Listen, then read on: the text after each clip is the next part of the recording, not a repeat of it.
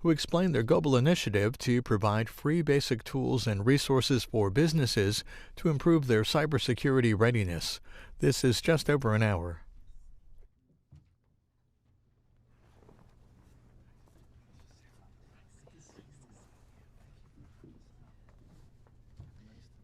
Good morning, everyone. Good morning and welcome to the National Press Club, the place where news happens. I'm Andrea Edney. I'm an editor at Bloomberg News, and I am the 111th president of the National Press Club. Before we get started, I'd like to take a moment to ask you to, if you have not done this already, please silence your cell phones. You don't want them going off during this program. And if you're tweeting today, which we do encourage, we are Press Club DC, and the hashtag for today's event is NPC Live. More than 70% of cyber attacks worldwide are against small businesses. Most of these businesses don't have the tools or the knowledge to prepare for hackers looking for vulnerabilities. Often, the hackers aren't even looking for anything specific, but rather they're seeing if they can find something of value. They steal credit card information, access confidential materials, or propagate identity theft, among other crimes.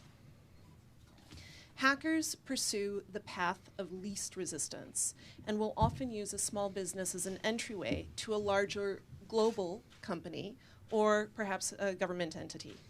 So, for example, say a shoe store or a supplier of engine parts can be used to gain access to systems run by global companies, which instantly blows up the size of the problem.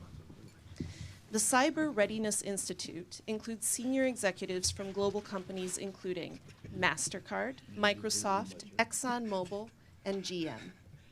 It was set up last year on the heels of a report by a government commission that prepared recommendations for the White House on securing the digital economy. That commission was led by Kiersten Todt, who is here with us today. Kiersten is now managing director of the Cyber Readiness Institute, as well as a resident scholar at the University of Pittsburgh's Institute for Cyber Law, Policy, and Security. She has held senior positions in the executive and legislative branches of government and is also the founder of Liberty Group Ventures. Skipping over, well, actually, I will skip over you for just one moment. Nobody skips but we'll come right back. We are also joined ladies first. True gentlemen. We are also joined by Valecia Maclin, General Manager of Engineering, Consumer Security, and Trust at Microsoft, and Ajay Banga, the CEO of Mastercard and co-chair of the Cyber Readiness Institute. Coming back to the gentleman in the green tie. The holiday tie. So you can tell he's retired up here. It's a beautiful tie. I love it. Samuel Palmisano is the former CEO of IBM and is also co-chair of the Cyber Readiness Institute. He is also chairman of the Center for Global Enterprise, a private, nonprofit, nonpartisan research institution that studies corporations, management science, global economic trends, and their impact on society. Samuel is going to open up our program today with some comments about the launch of the Cyber Readiness Program. I'll then ask him a few questions, and I will open up the Q&A to your questions. So please join me in welcoming Sam Palmisano and all of our panelists to the National Press Club. Well, good morning, everyone, and thank you for coming. And Andrea, thank you for that wonderful introduction. I just thought I'd spend a couple seconds putting in perspective why we decided to do this and create this institute. If you could just speak into the mic. Oh, I'm sorry. So that we can. I'll do it this way.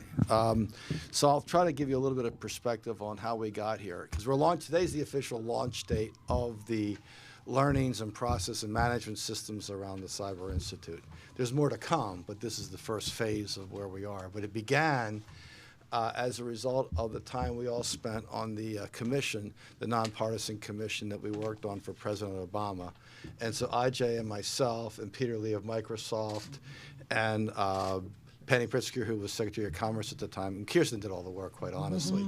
But I mean, we ran around, looked like commissioners anyway. So very important stuff. Sam actually co-chaired. He co-chaired the commission, and he drove us crazy. Well, I had a lot of support from my friend to the right. So anyway, because she told me how to drive you crazy. No, but seriously. So the net of it was, so once we finished the recommendations to the President Obama, we all realized collectively as a group that there was not enough focus on small and mid-sized companies. And the worry we had was that the larger enterprise, yes, there are lots of issues associated with national security, with large enterprises and the government itself. However, there are also lots of resources focused on the problem. When you get into small business and very small business, the problems are every bit as large with no resources or very few resources focused on the problem. So what could we do to help small companies prepare themselves for the world that we all live in today? They all have a digital experience. They're all connected in some way, but very little expertise. And that's why we decided to focus this nonprofit initiative, which we're all a nonprofit initiative, in this space. And so we looked at the value chains of these companies. If you look at a large enterprise, that's why we have wonderful companies like ExxonMobil, GM, Microsoft, et cetera, all participating, American Express, but they're participating because they know with their extended value chains, their partners, their suppliers, their drillers, their rig operators, their restaurants, whatever they happen to be, all have vulnerabilities and don't have the management systems in place to address those concerns. So that's why it's really an economic orientation that we felt that if we would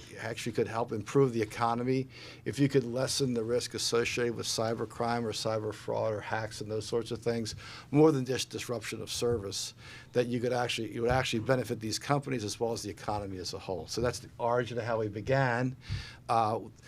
It's taken us a little more than a year to put together the tool set that we have today. The team, Kiersten led the team, but a lot of help from a lot of different organizations to do that. A lot of the companies that joined us as well, these large institutions with lots of learning, helped us develop the tool set.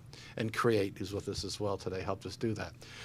So this is where we are. We're launching. There's more to come, but this is the first phase of the project. So with that, I guess, Andrea, I'll pass it back to you. Can you tell us a little bit about the tools that you're going to be offering small businesses? What are they going to be able to use? How is this going to be able to help them? We'll do this as a team, my colleague Kiersten and I, but let's think about basically what are the basics of you need for cyber if you're a small company. So let's start with, I'll call it a cyber culture, cyber hygiene. Like simple things. I know I was teasing some of our colleagues out. How often do you change your passwords? I mean, we get sophisticated talking about dual-level authentication, but let's just do you change your password? And is the password someone other than your children's name or their birth dates? I mean, can we just start with some simple stuff?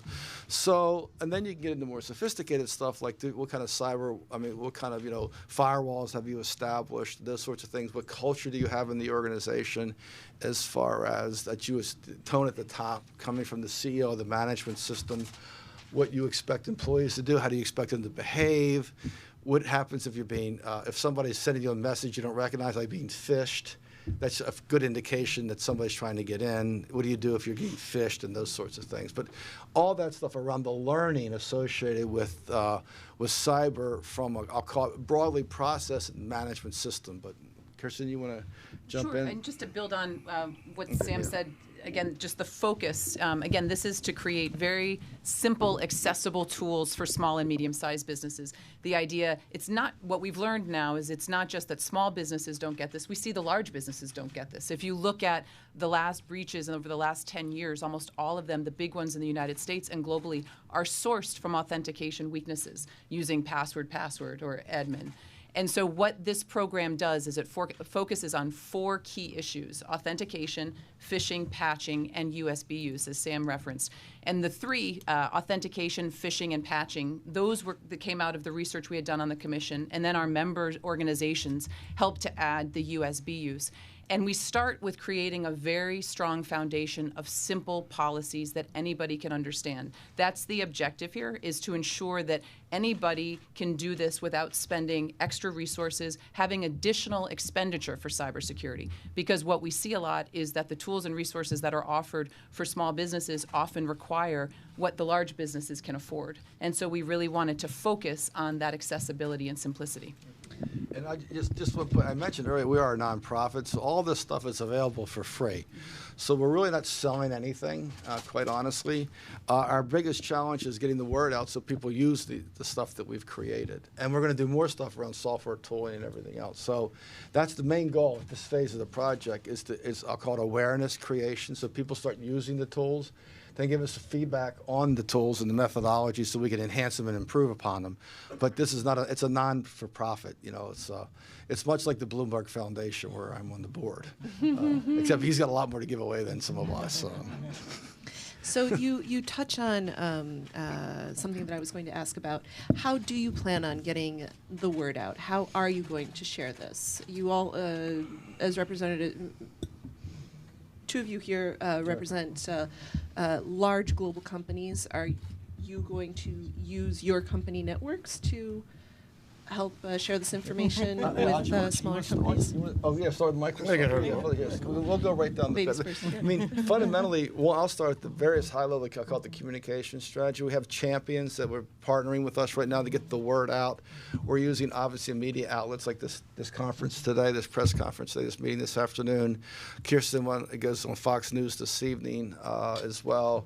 Ajay did Reuters the other day. I'm sure we'll do Bloomberg, once we get that set up. So we'll be doing all those various associated organizations to kind of get the word out at a high level, but we also rely on our partners and the companies themselves to help. So with that, take it away. Hi, good morning. Certainly it's my pleasure to be here with you today and continue to demonstrate our advocacy and support for something that's so critical, which is, protecting our global supply chain and recognizing that small businesses are critical to not only our global ecosystem from a technology perspective, but for economic prosperity.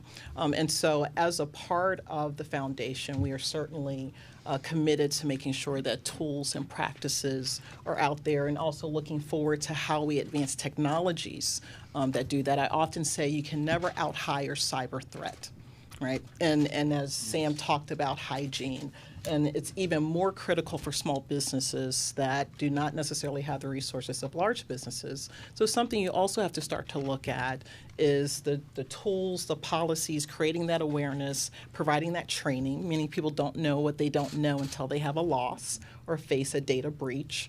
But then also, as we move forward into the future, how do we leverage technologies to then make that transparent to the user, very much like what we see with apps and things today. How do we move that equation forward where we're not as dependent on the human element? And so as the Microsoft company, we are looking at all of those factors, both within our supply chain as well as creating a socialization of awareness of what best cyber hygiene practices are. So you're offering this to the small businesses that you do business with, so for or the who purchase Microsoft. So, granted, as a technology vendor, we really recognize the challenges that they have with managing and deploying technologies.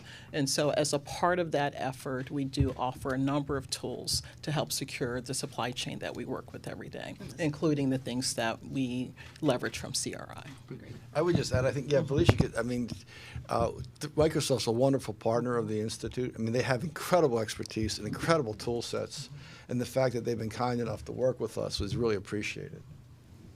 Ajay, could you talk a little bit? Yeah, sure. Can I just step back for 1 second? I think when you were talking about why this is really important, and I'll come to the distribution, I have one additional thought on that, which is I think this is an asymmetric threat. We are small businesses are also the source very often of some of the data breaches into the large companies because of the supply chain effect. And because they're unable to protect themselves, but what's coming against them is cyber theft that doesn't distinguish a large and small. Most of them are using robotics and artificial intelligence to figure out where the weak link is. So we're only as strong as our weakest link.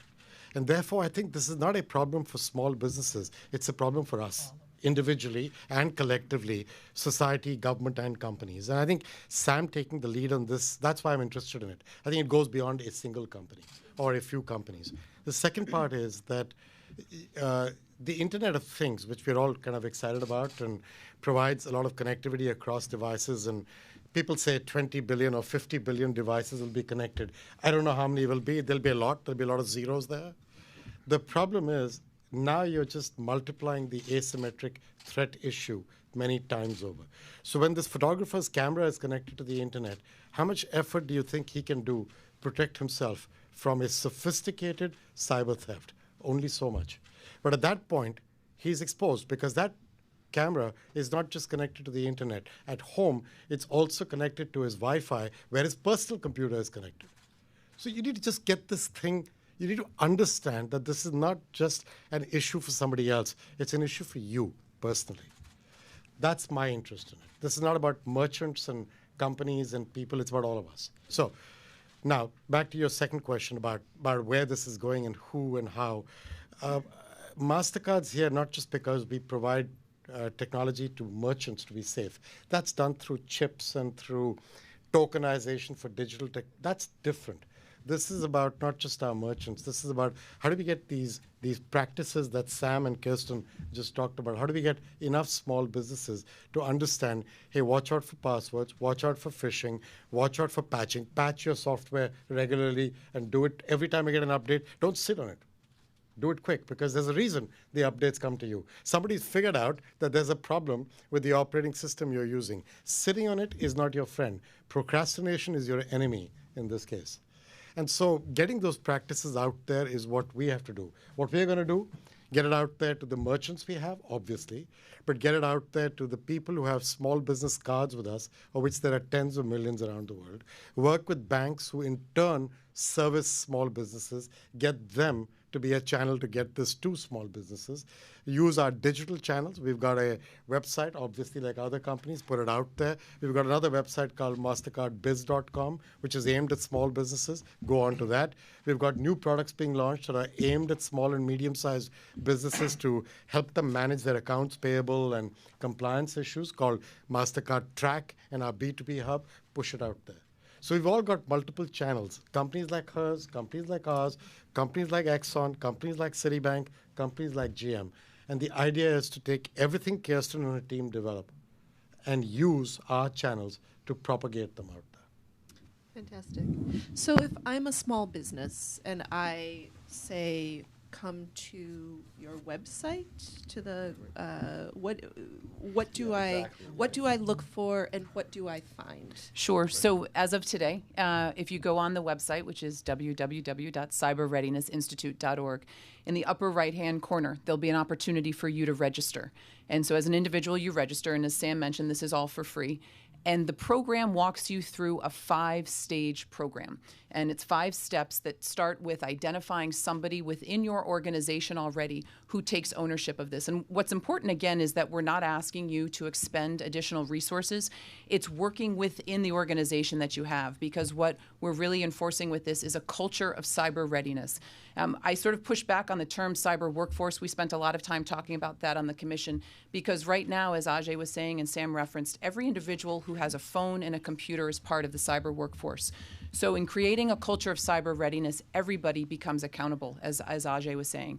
So this program walks you through 5 stages that helps you to understand these 4 issues. It provides policy templates that you can then adapt for your organization, and then talks about different ways to encourage this workforce environment and this culture of cyber readiness. And at the end of it, we offer a certificate. But the idea is that we're creating communications tools, templates, email templates, posters, all of those things that you need around you to completely internalize this piece. Because the other point of it is when you bring somebody on board, we talk a lot about ethics training in a company, et cetera. We've got to really be thinking about how cybersecurity and cyber readiness is part of that element. The other point that Ajay was talking about, when we look at small businesses and the weakest link, I think one of the most critical assets of infrastructure that we have right now is data. And data no longer is just held by large critical infrastructure companies. Data is held by the photographer. Data is held by the small vendor. And so every company now has a role, because of interdependencies, in the national and economic security, not just of this nation, but globally. And that's why we're focused on these very simple policies upon which we'll develop more sophisticated ones, but it's getting at that grassroots so more companies can be engaged. And what Yeah, size? I was just going to say, and if I can add, what's so critical to that is that most of the small businesses, they know how to secure their product inventory.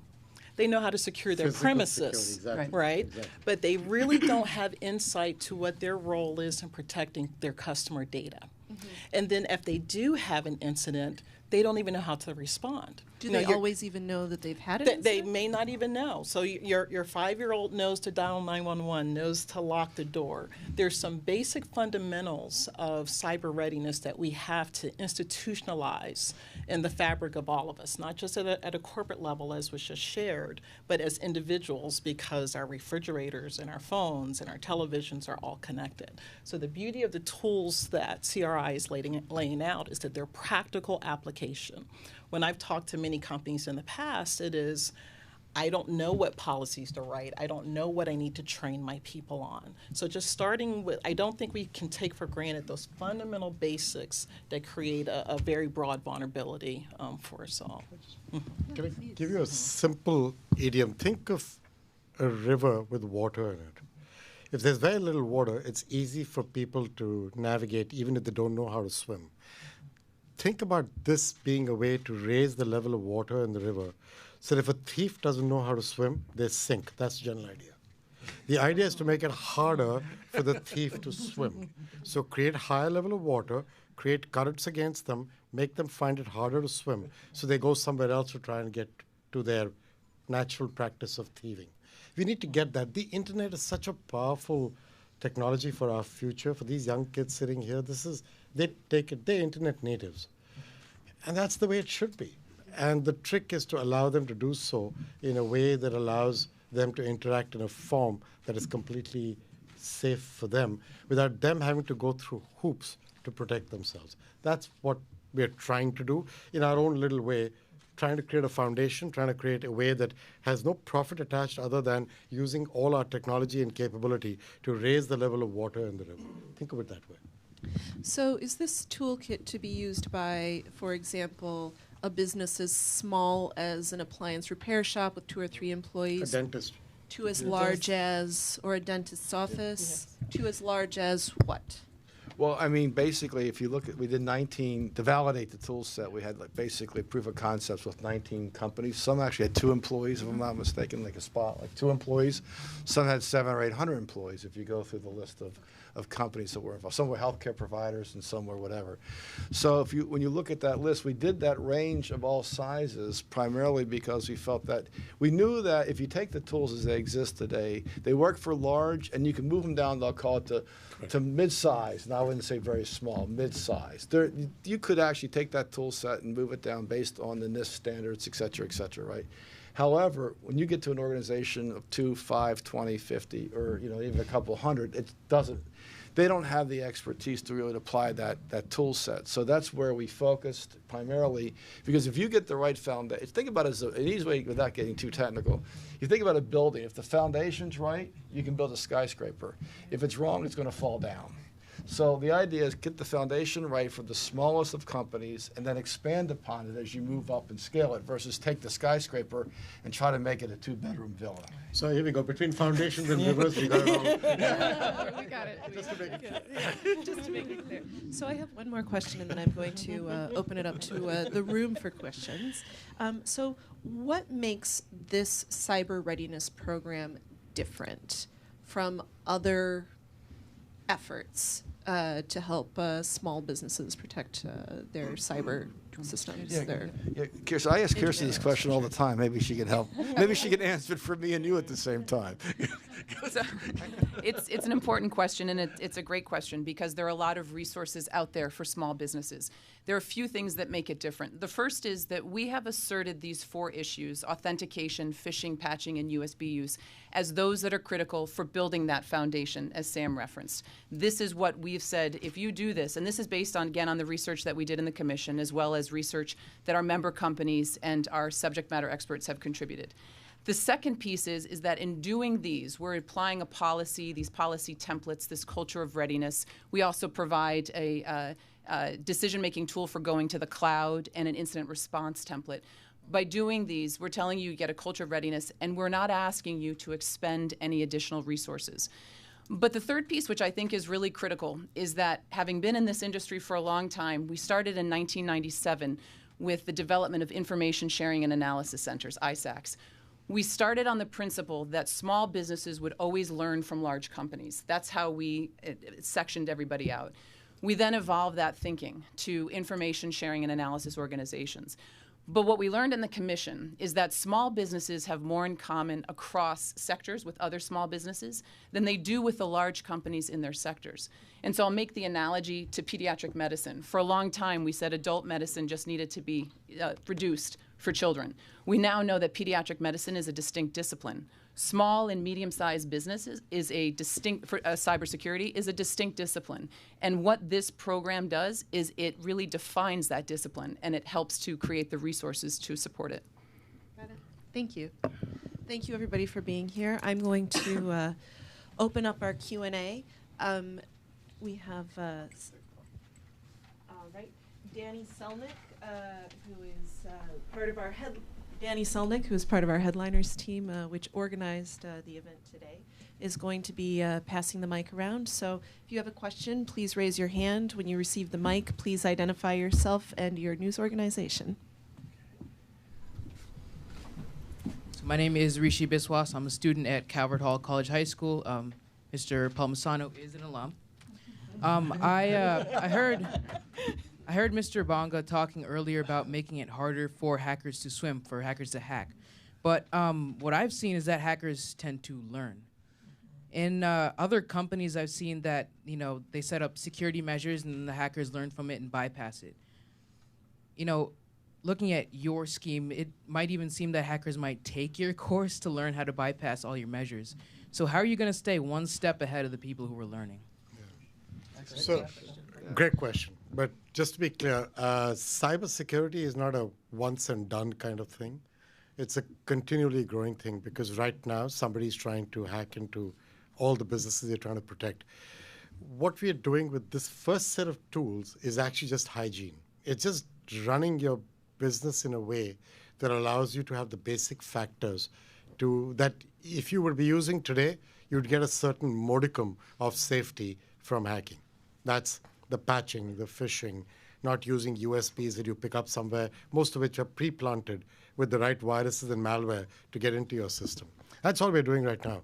When we start putting out the next set of tools that we want to develop and have available to some small businesses, it's true, they may try well and they may learn from them and try and get around them. You just got to keep doing this. This is not a once and done thing.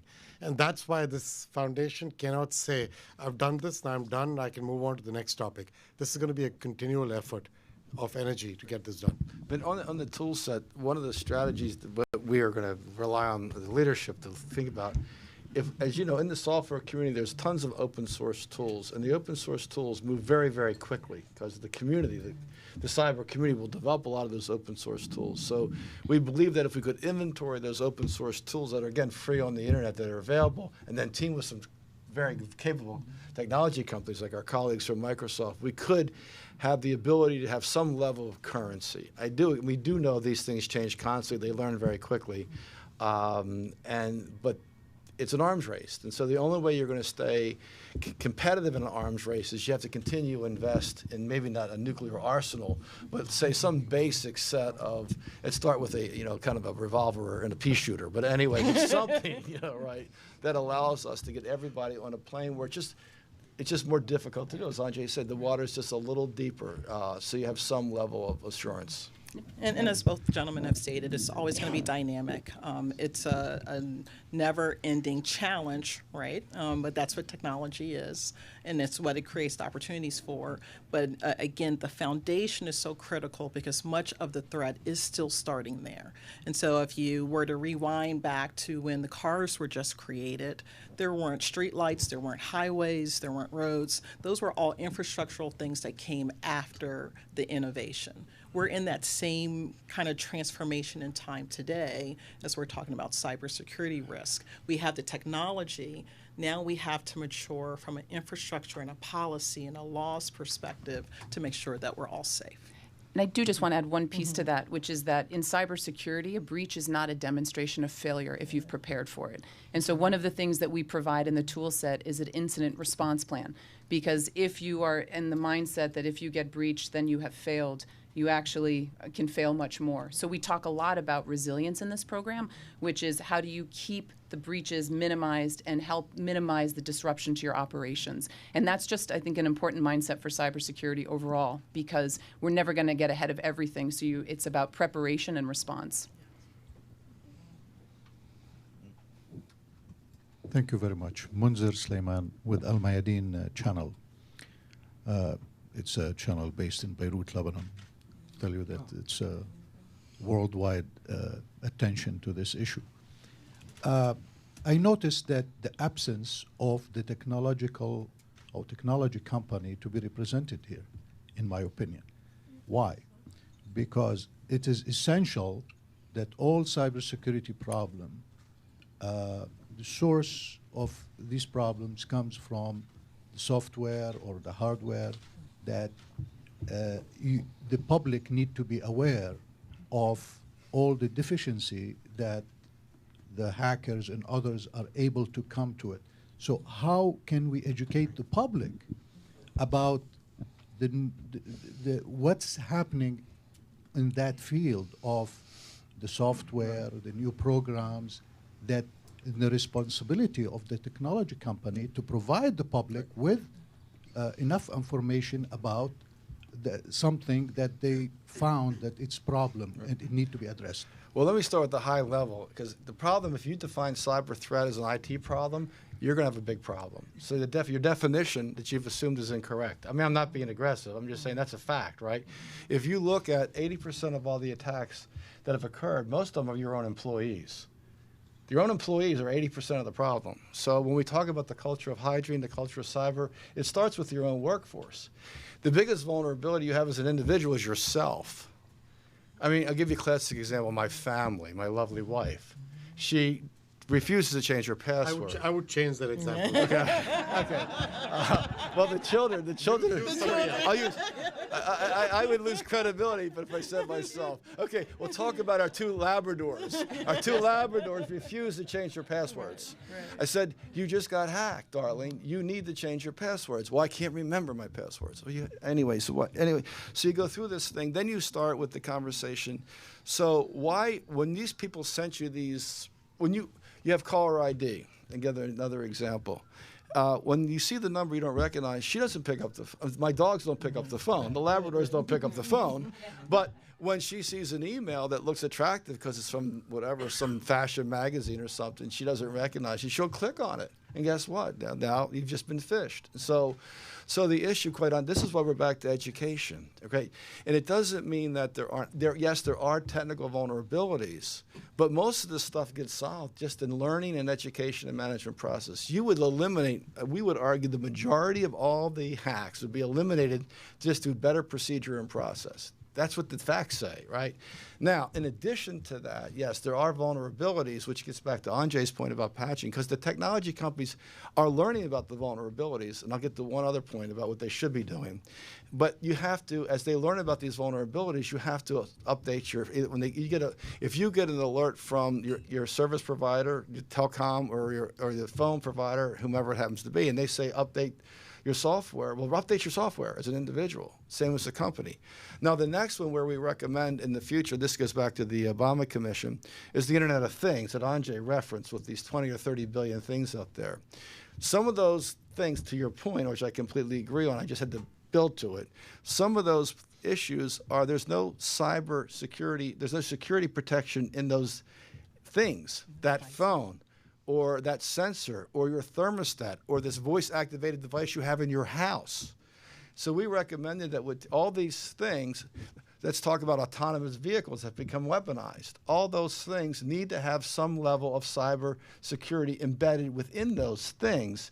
And we suggested in the commission that you have kind of the cyber seal of health, so that if you, and the Commerce Department of the United States creates those standards, but if you're developing these future technologies, you have to put a seal on whether you comply with the basic level of certification. And that would educate, to your point, educate a lot of the individuals and the users. So when you get that Nest thermostat, you understand whether it has security built in. And I'm not picking on the manufacturers of Nest. I'm just saying that's an example.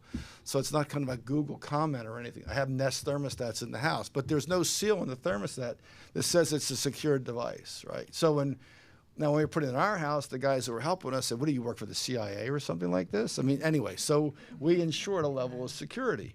I don't talk to devices in the house. You like your Labradors? Yeah. My Labradors, thank you. My Labradors don't bark for Siri, you know, they bark for me, and they want a biscuit. But anyway, so, but you see my point is, so just to summarize, I went on for a bit. It starts, quite honestly, with knowledge and learning, and how do you take care of your company or yourselves.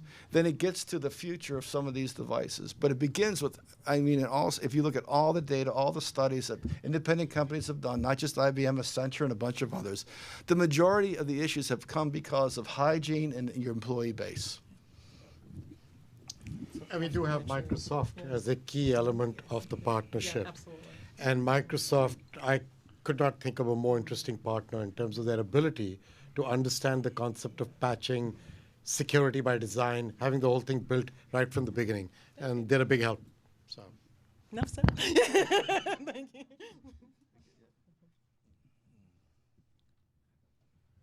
Steve Zurier, Dark Reading.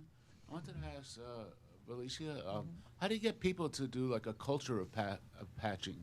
Like Sam says, we get update notices all the time, but I'm in the middle of work. I'm writing a story. I can't patch.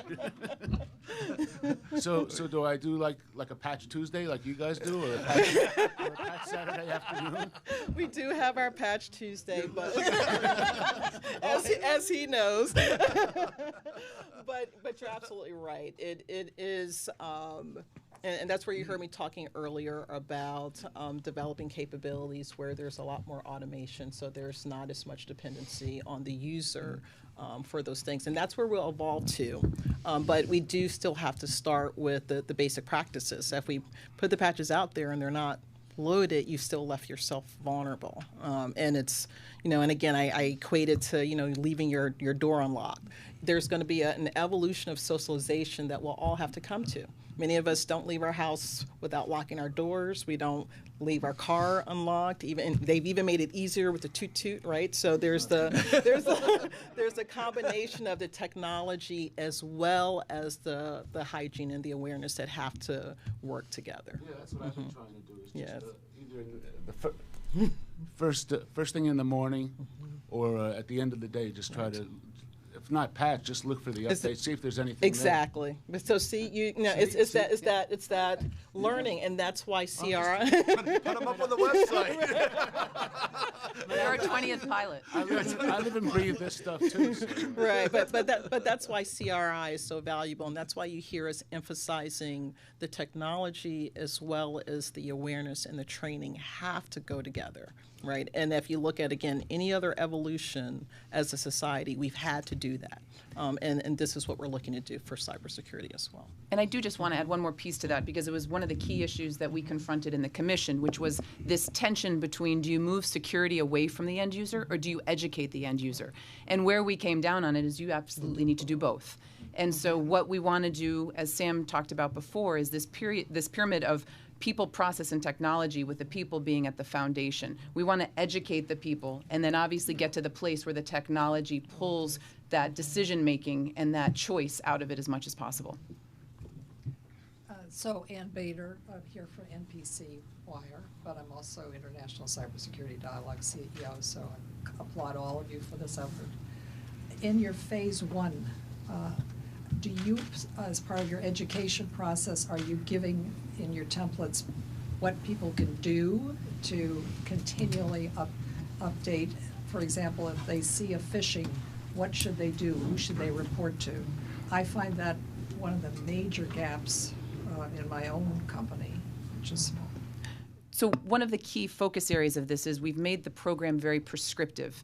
And we've talked a lot about the balance between being too prescriptive and not prescriptive enough. But the key piece to this is that we actually lay out these policy templates for what to do when a phishing attack occurs, and we talk about referencing people within your organization. What's important is that we wanted to keep it agile enough, because as Sam mentioned, we had some companies in our pilot that were two people, so it would be the same person talking to themselves if they get a phishing attempt, because they're really dealing, their CFO, their CMO, their head of HR, but then it's the 750-person company. Yes. So we do create that structure that says these are who you should talk to, these are the people you should talk to, and create reference points upon which we're going to build in the next phase.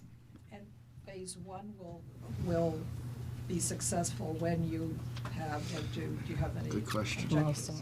Yeah, well, I'll start, and then I'll let the bosses answer the rest. Good question. So I would say the two pieces that we're most focused on right now, we'll look at 2019 and say we'll be successful based on how many small businesses have used this program across the globe and across sectors. We're looking for both geographic and industry diversity. And also, and maybe perhaps even more importantly, being able to measure the impact of the program on their cyber readiness. If you look at the program, we have metrics that are established in stage 2 that we then ask people to take again in stage 5. They're qualitative metrics, and that's our first stage. But as Sam said, what we're hoping to do is to be able to partner with some of our technology companies and other members to look at how do we more qualitatively and quantitatively measure the impact of this program. So the two ways that we'll measure it are the number of small businesses across geographic diversity and industry, and the impact on cyber readiness for these companies. Share the number. That we're targeting? We haven't had our strategic planning meeting yet, but as soon as we do, we'll, I think it's... I think it'd be great. It's put more pressure on my friend. I think I agree. 50 million. You got that number. Go with it. No, I'm kidding. I'm But we teasing. don't want it all to be in the United States. But no, we want it to be global. And quite honestly, I do think. The biggest benefit would be is awareness, and people start taking advantage of the materials we have. And then if we come up with the other tools that are more advanced, to my colleague's question, the same, right?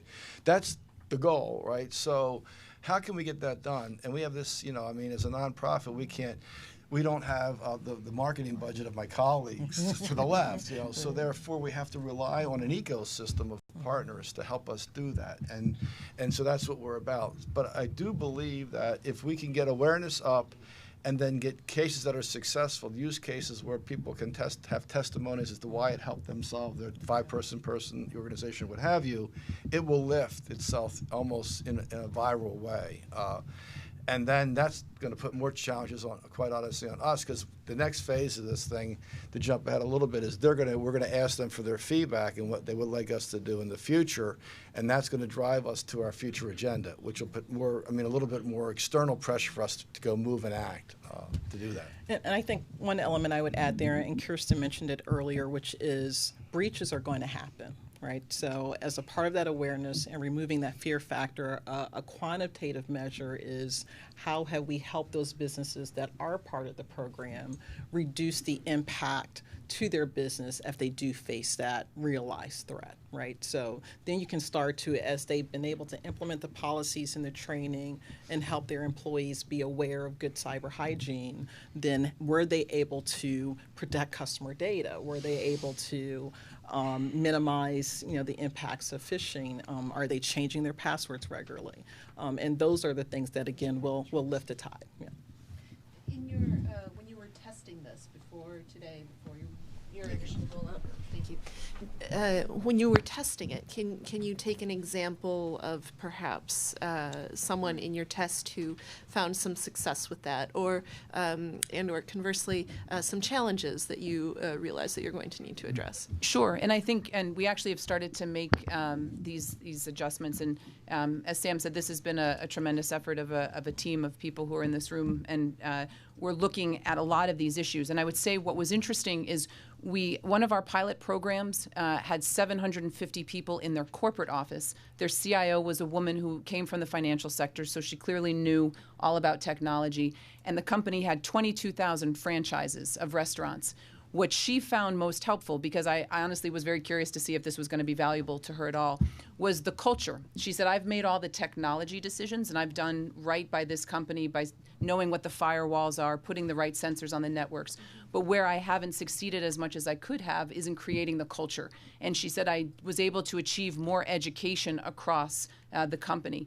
We had feedback that was very simple, such as, these posters are great, but the fonts don't work for us. So we changed the fonts. I mean, but it's that very usability piece to all of this. I think what was also important is we actually had a company whose cyber leader, which is the company that, or the title that we give to the person within the company, went out on maternity leave in the middle of the program. And so it was, okay, how do you then, this should be able to transition to the next person, but there was a little bit of a difficulty in doing so because they required a little bit more briefing. So as such, we included some other materials in the outset of the program. I just want to make sure you all understand this is going to be really hard. And please don't think that by us producing a few posters and 5 stages and quack quack here, that it's suddenly going to change the way the Labradors behave. And I'm actually quite concerned that it's going to be a hard slog for us. And so, you know, Sam's got aggressive thoughts about how many millions of businesses we should get to in the first year. And I actually think the first year of real success will be if people understand that this is a real issue, and we've actually got simple tools for them to begin to raise the level of water in the river, and we start getting engagement. And in the second year, if Kiersten and her team can upgrade what we're doing while also launching new tools that they can put into their software so they can say, I'm a little safer, I think we'll make real progress. Think of this as a 3-4 year effort to change the nature of the dialogue between small businesses and the industry to try and get the whole level to improve. It's going to be a hard slog, So, I'm sorry.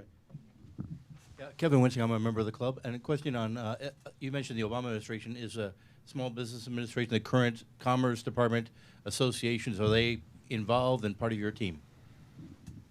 Yes. So what's important, as Sam mentioned, the Obama Commission was an independent bipartisan commission. That commission was tasked with creating a roadmap for the incoming administration, for the Trump administration. We worked very closely. Sam and I briefed the transition team in a couple of instances on putting together and helping them inform the development of their executive order on cybersecurity, which was released in May of 2017. And we've supported their efforts that aligned with some of the commission recommendations. Specifically on small business, we've worked and collaborated with the Department of Commerce. I've spoken with Grant Schneider, who's dual-hatted with the Office of Management and Budget and the National Security Council, and most recently with Chris Krebs last week, who is now running the new soon-to-be entity within DHS, on collaborating with their partnership and outreach efforts that specifically focus on small business. So we do want to work within the existing structures that exist. And as we've said all along, because even with our partners and our champions, we don't want to compete in this space because everybody needs as much help as they can get. So part of the effort of our champion initiative is also to collaborate with those other entities that are helping small businesses in the hopes that we all come together and create efficiencies for small businesses to do what they need to do. I'd like to ask a question. I'm Danny Selnick, and I'm a member of the National Press Club, helped put on today's event. Also, I work at Business Wire. My question for Kiersten is, first of all, what you all are doing is so important, but could you talk a little bit about the Institute and what it's going to be doing in terms of advocacy and policy and agenda? Because, you know, the tools are there, but maybe talking about strengthening penalties or what Congress can do to help, or et cetera. Yeah. I'm glad he asked you. I'm glad he asked Kiersten. She's lived in on penalties.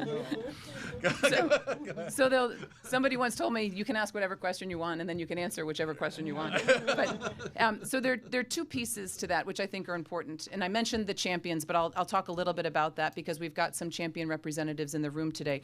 What we've done is we've gone out to other organizations that have networks and associations in small business to say, and not even only in small business, but some industry associations, to say, here's a free tool for your network.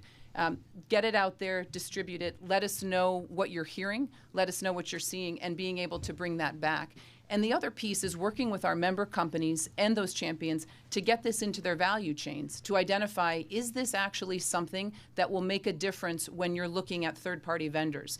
If they've done a program like this, does that mean something to you? Does it actually prove to be more valuable? And so I think what we've got to do is get this out there into the space, see what's working, see what's not, and then in partnerships we can look to see if there's an opportunity to take it to the next step. But I think first we need to make sure that we've actually got something that it's going to the right place. We certainly think we do based on all of the research, but really looking to see how this is working within the value chains, within the supply chains, and again, not just in the United States, but around the world. So first things first. Yes. Exactly. But I mean, also, I think you should just think about again. It's not that people aren't doing things in their own industry as industry groups.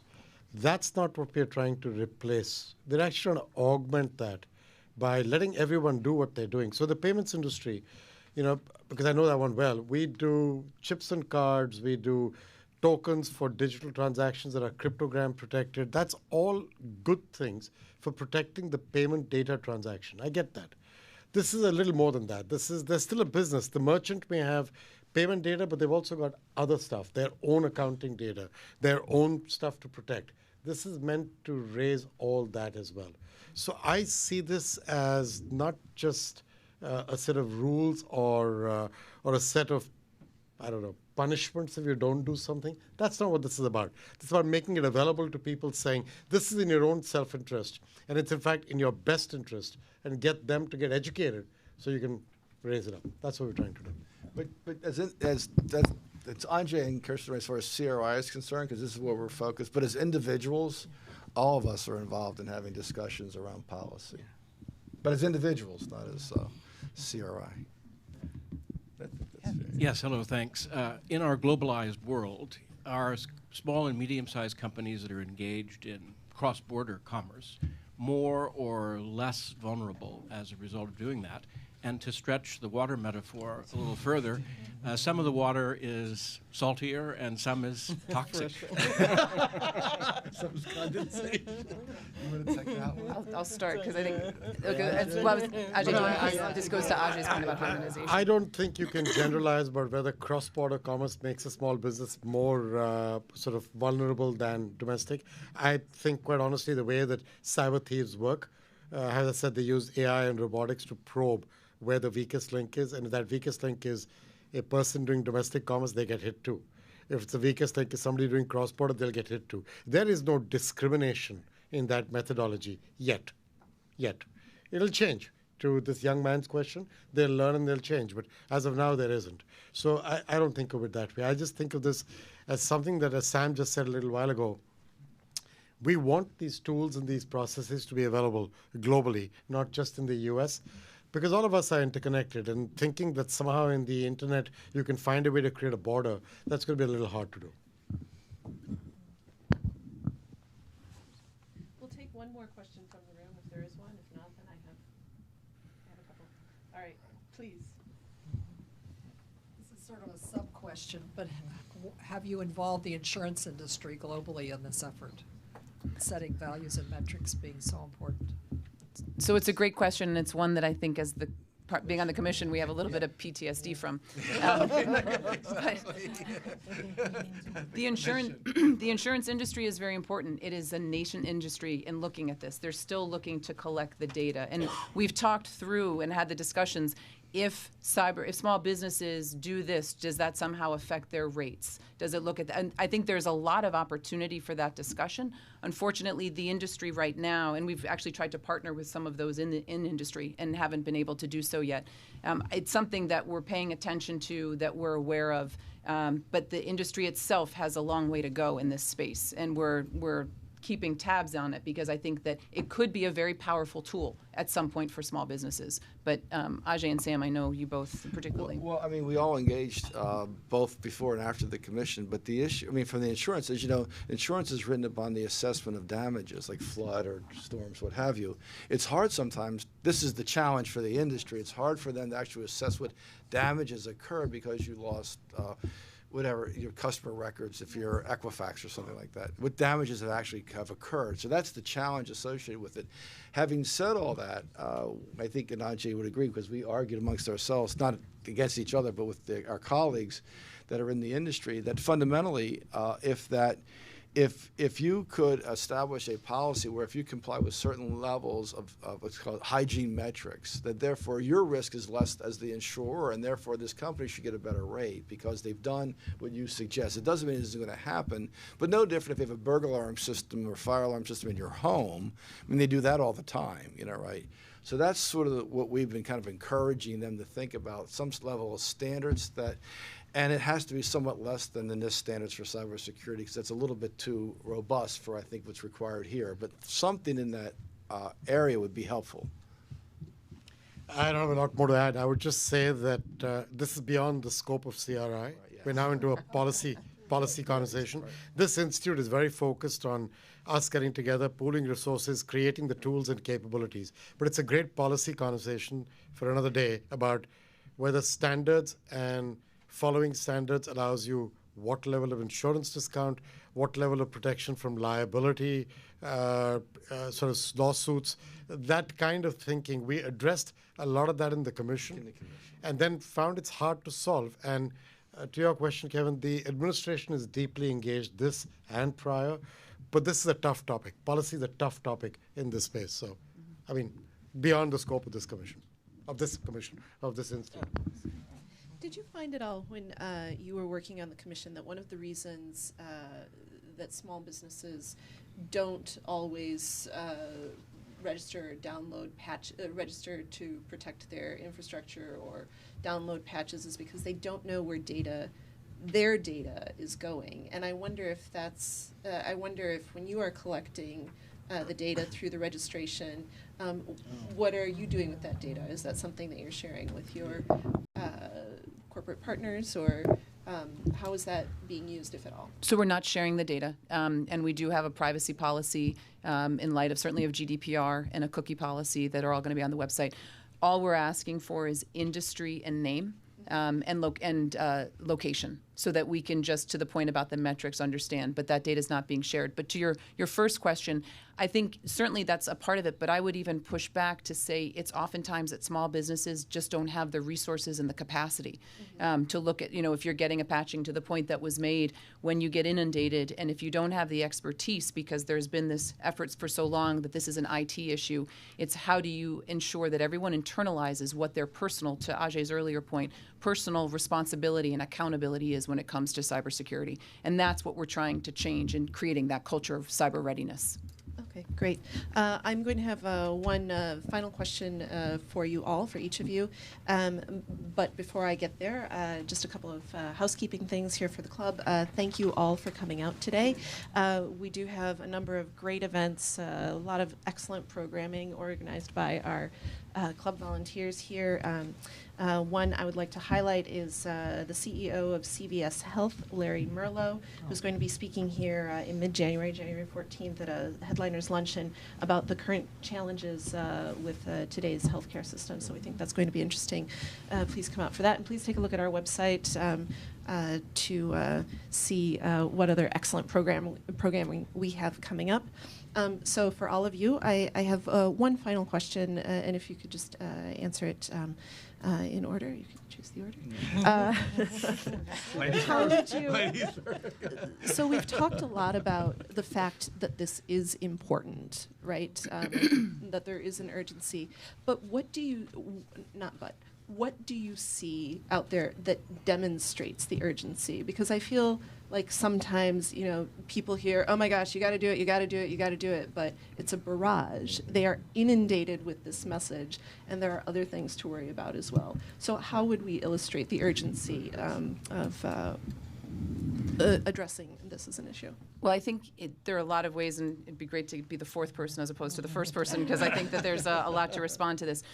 But the urgency has to go with what we've talked about with value chains and supply chains and the role of small businesses. And to go back to something that's a very, and I don't mean to say even tired example, but it's the Target, right? It was an HVAC company. But if you look more recently at Marriott, and you look at what's happened with these breaches, the importance here really goes to, again, what Ajay was saying about personal responsibility and accountability. We have to get to a place now in understanding cybersecurity as a key component of everything that we do, regardless of what industry we do, regardless of what we do for a living. Cybersecurity is a key component, which means that we have to get companies and our vendors and our suppliers as a person, whether it's the choice of my airline, the choice of my hotel, get them to understand that security is a value add.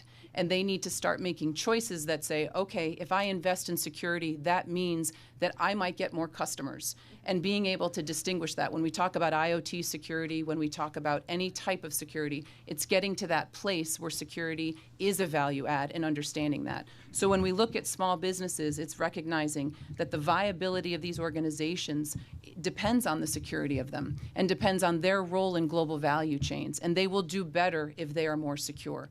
And yes, we talk a lot about the digital Pearl Harbor and these things that may not ever happen, but it's recognizing that there's a lot that does go on, and you don't want to be caught on the backside of it. You want to be in the preventative stage and doing everything you can. And what we're hoping to do with CRI is help those small businesses with limited resources, again, build that foundation in order to be secure and to understand that security is a value add for them. And I would add the interconnectedness, and we've talked about that off and on. As a society, as humanity, we're not going back from here, right? So technology is going to continue to have us interconnected. We are only as strong as some of those weaker links. And the value from CRI and the informational piece, the tools piece, and now I'll keep going back to our evolutionary type examples. Think about the seatbelt, right? So seatbelts had to be added in cars. We've now gotten to where they're automated. The car sings to you if you don't put them on. We do still have accidents. Yeah, I know. We do still have I know, right? We still have accidents. We still, unfortunately, have deaths in accidents. However, it was that human swell of impact at very individualized levels that helped to make that case. Unfortunately, breaches aren't going to go away. Small businesses are a key component of our economic stability and our supply chain. And they are getting hit increasingly. So this is not something that's just a Marriott problem or a Sony problem or the things that we see and prevent in our own spaces each and every day. We're coming to a place with IoT where every home could be impacted. When someone's home computer is wiped, or their tablet, or their 2-year-old can't pull up the Netflix movies, right? So it's going to become very real in an individualized way, and what we're looking to do is to get in front of that so that we can help evolve the culture. And I would just add to it, I'll pass to my colleague Ajay, but remember, everyone always acts in their own self-interest.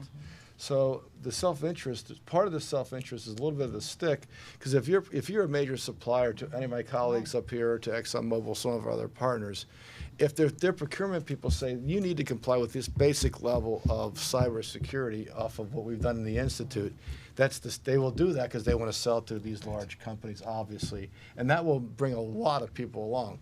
The other point of it is self-interest. I think people are becoming aware now for the first time, the individual, of cyber and of privacy of their information.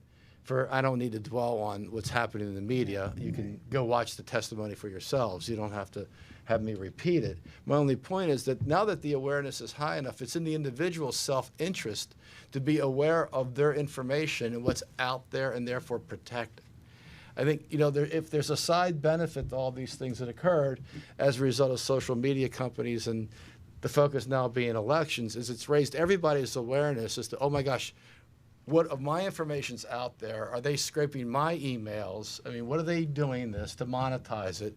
So therefore, the positive side is now in the individual self-interest to download the patches or make sure that you understand how your information is being used. And quite honestly, the governments have helped raise everyone's awareness associated with that. So my punchline is, if I was a business, I'd create some level of connection with the consumer that's secure and private. I mean, if I was still working, I would be obsessing over why I'm differentiated because I offer these kinds of services. I'm going to invest in funding companies that will protect your private information as an individual investor or startups. And at the same time, as the individual, I think now that the awareness is heightened, you should take precautions. No different than, when drinking or anything else that we educate our children on, safe sex, whatever it happens to be. The awareness is out there. It's a great opportunity to take advantage of that to the individual. Thank you. Ajay. That is a terrific summary. I don't have a lot more to add. I would say security by design and privacy by design is what this is all about. And Sam just summarized it really well. I would remember small businesses are run by people, individuals. So if the individual gets conscious of what Sam just said, which is their data and their privacy and their security is an issue, then they'll be conscious of that for their business as well. And I think there's a moment in time right now when awareness is at a heightened level, and I think it's a good time for these kind of tools to be available. Well, I'd like to thank you very much for your good comments here today. We hope that this does raise the level of awareness to this issue. And before you leave, I have a small gift for each of you. And I'm going to come down the row here, and we will conclude once I've given you each of these gifts. All right. Thank you. So these are mugs from the National Press Club. Thank you. We hope that you use them. Thanks very much. In good health. Thank you. Okay, thank you.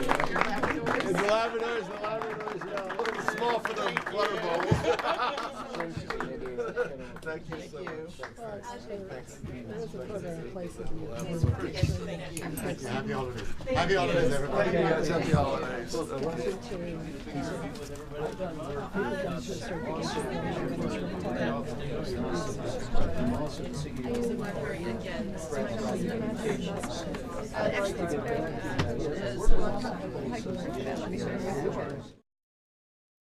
This week on The Communicators,